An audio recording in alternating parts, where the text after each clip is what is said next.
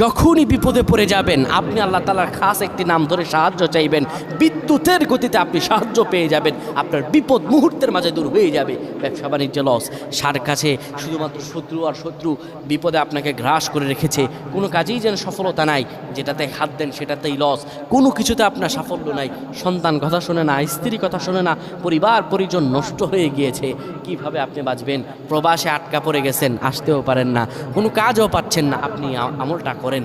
এটি আমার কথা নয়, বিশ্বনবী মুহাম্মদ রাসূলুল্লাহ সাল্লাল্লাহু আলাইহি ওয়াসাল্লামের প্রিয় সাহাবী হযরত যায়েদ রাদিয়াল্লাহু তাআলা আনহু, তিনি একবার মক্কা থেকে হিজরত করে যখন মদিনায় যাবেন, ঠিক সেই সময় বিপদে পড়ে যান।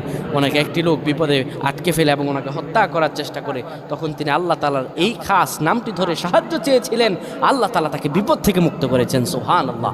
সেই দোয়াটা কি? তিনি যখন বিপদে পড়ে যান তিনি বলেন, আগিসনি ইয়া রহমান।